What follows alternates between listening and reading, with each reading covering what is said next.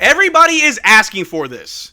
Kind of. As we all know, during the trade deadline, Nico Harrison was adamantly and aggressively pursuing any way to possibly trade for Kevin Durant, as he wanted to form his own big three alongside Kyrie Irving and Anthony Davis. And although the trade never went through, there were reports showing that Kevin Durant could still be traded over the summer. Many reports saying how both the Suns and Kevin Durant both expect to trade. Nico Harrison could easily spin the block over the summer and continue to pursue that trade. However, there could be another player made available that Nico Harrison could pivot to, and that player is Ja Morant. And an article that came out earlier today highlights how Ja Morant and the Grizzlies could be parting ways sometime soon. So, in this video, we're going to look at that article, see why the Grizzlies would want to part with their young star. Do you pronounce it Ja Morant or Ja Morant? And what does this mean for the Dallas Mavericks moving forward? But how's it going, everybody? My name is Marcel Martin. This is Mavs Digest, bringing you the latest news on everything Mavericks related. And before we get started with today's video, we're currently sitting at 19,821 subscribers, getting so close to 20K. But if you're enjoying everything that we're doing here at Mavs Digest with our watch-alongs, our news vids, our giveaways, and everything else in between, make sure you subscribe so you don't miss out on a single thing that we do. But, like I said, during the trade deadline, Nico Harrison was very aggressive. We saw the trade go down between Luka Doncic and Anthony Davis, and since that trade, it seems like everybody's available. If Nico Harrison, a newer GM in the NBA, would come on and 3 years later trade away his number one superstar for an older star, that goes to show that most GMs feel more emboldened to do the same, may look to move their stars to try and fit the culture, try to fix the problems that they have. And in the trade deadline, there was another player that Nico Harrison really wanted to put alongside Kyrie as well as Anthony Davis, and that player was Kevin Durant. The reports came out saying that the Dallas Mavericks have dreams of adding Kevin Durant to go alongside Kyrie Irving and Anthony Davis, whether it's now via trade or in the future. KD is set to become a free agent in 2026, and like I said, he could be a free agent in 2 years, or we could go after him in free agency, or in this upcoming summer, it's already, like I said, many reports have already come out and saying it, that Kevin Durant and the Suns may be parting ways. Nico Harrison obviously would be continuing to pursue that trade aggressively. Kevin Durant is making about $50 million, or at least he's owed another $50 million next year. So that trade package, a lot of fans feel like would just be too much. Obviously, the idea of Kevin Durant is pretty nice. He is getting older, and we don't really seem to be getting any younger. However, Kevin Durant's skill, it speaks for itself, but that package may be a little bit too big. So then comes in another option that Nico Harrison could definitely pursue over the summer, and that option will be Ja Morant of the Memphis Grizzlies. If we take a look at this right here, the report came out. An NBA executive believes the Grizzlies could potentially look to move Ja Morant this summer, per Howard Beck, saying, "I'm constantly checking in with executives around trade deadline about, okay, what we saw, what we didn't see, what's next. And in this league, you're always on the lookout for who's the next wave of stars that are going to get dealt, right? Somebody out the blue said, keep an eye on Ja this summer. I'm just saying, it's one of those things I'm just kind of keeping an eye on if they were to flame out early." Now, obviously, the one question that a lot of people are asking is, why would the Memphis Grizzlies trade Ja Morant? He just came back from an injury, only played a handful of games last year, coming back now, still dealing with injuries as he's been in and out of the lineup, missing over 15, almost 20 games now. So why would the Dallas Mavericks want another injured player? We already got a couple injured players. Why not add another? But then why would the Grizzlies want to trade Ja? Like I said earlier, Nico Harrison trading away Luka Doncic could have emboldened a lot of these other GMs to make these sort of moves. As we all know, with the new CBA, the way that money works in this league, you're going to see a lot less supermaxes. One of the many reasons that a lot of people believe to be the main reason why we trade away Luka Doncic, because he was eligible for an over $350 million supermax deal that obviously our owners did not want to pay, did not think he was worth that money. And we are slowly coming into a new league where the player empowerment is going to slowly fade away as the money shrinks and teams don't want to be over the first apron. You've got teams like the New Orleans Pelicans who are trying to stay under the apron as they're just not good at all. And then you've got other teams like the Dallas Mavericks who we just made the finals. And then we still want to shave a little bit off the top. It obviously shows that teams are valuing money, the whole financial side of basketball, more so than investing in their young stars, paying them what they think they are earned and what they're worth to try and stay competitive. And if you got a player like Ja Morant, who has been playing very well this year, even though he came back from injury and still dealing with injuries, it may be worth investing. But if they don't want to invest, if they want to trade, the Dallas Mavericks could be the place for him. But how well has Ja Morant actually been playing? Let's take a look at stats right here.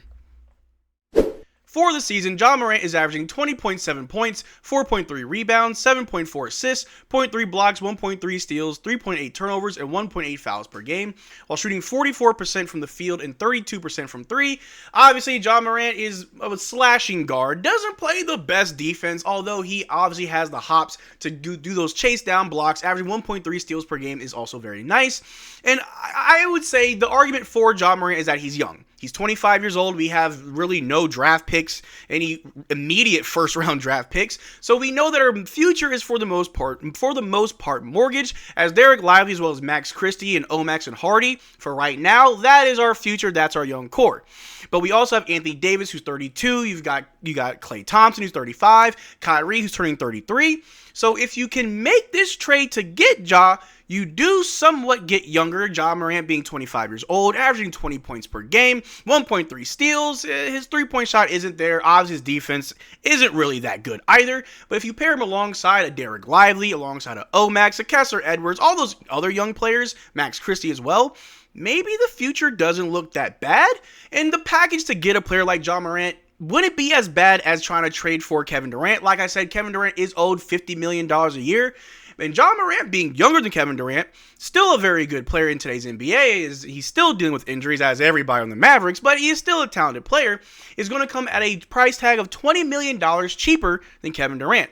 If we take a look at Ja Morant's contract right here, he is currently on a 5-year, $197 million contract. He is in his second year of that contract, making $36 million. Next year, that goes up to $39 million. And again, that's a lot easier to trade and try to maneuver than a $50 million contract that will escalate, will increase over time, like Kevin Durant, who is getting older. You're not sure when he's going to retire, if he's even good for another contract after his current one. But looking at this right now, you obviously would package someone like a Caleb Martin. You then would try to move off of Jaden Hardy if they take his contract, maybe even Dwight Powell, but you would most likely have to include either Daniel Gafford, PJ Washington, Klay Thompson, Najee Marshall, one of those guys to sweeten the deal, and obviously you just offload all the remaining picks that we currently have that we can move, which probably isn't a lot. But in reality, can we actually go out and get Ja Morant? I'm pretty sure there'll be other teams that'll have better trade packages for the Grizzlies. If they move Ja, that doesn't mean that they're rebuilding. They could easily just pivot and get another player to play alongside their team. They have a very good supporting cast around Ja, but that main focal point might be something that they're looking to move from. And if the Dallas Mavericks were to get Ja Morant, I mean, putting him alongside Kyrie Irving wouldn't be the worst thing. Kyrie Irving does try on defense, but he is a smaller guard, so his defense really isn't that great, whereas Ja just isn't a good defender at all.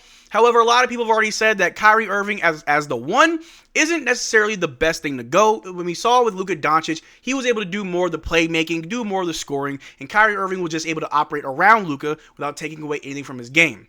If you were to pair alongside Ja with Kyrie Irving in your starting lineup, you don't necessarily fix that playmaking aspect, as Ja doesn't average that many more assists than Kyrie Irving. However, Kyrie can play more off-ball to Ja. Ja can still be the slashing guard that he is, attacking the basket, going for dunks, going for lobs, and you can always ditch out to Kai for the last-second three. There's a lot of benefits if we were to make this trade happen where we don't have to give too much. But I do see why this trade wouldn't make any sense whatsoever. If we take a look right here, in the last few years, Ja Morant, like I said, coming back from injury, this year he's only played in 32 games. Last year he only played 9. And since his rookie year being the only season where he played more than 65 plus games, has played 63, 57, and 61 in the years prior. But Ja Morant, being only 25 years old, still athletic, still has enough in the tank. I mean, just the other day, he's talking about how he wants to go back, or he wants to get some guys and go to next year's dunk contest.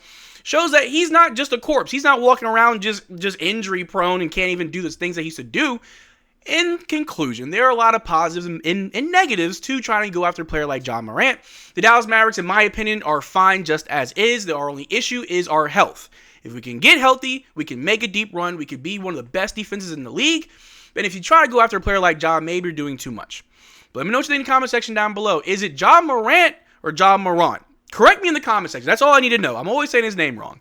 But I appreciate you guys. Thank you for making a start to the video. Make sure to check out our Twitter and Discord. Links in the description below. Consider becoming a channel member. We are doing a giveaway every single month on this channel. Only way to enter our giveaways is to become a channel member of any tier. But till next time, y'all take care. Drink water. Peace.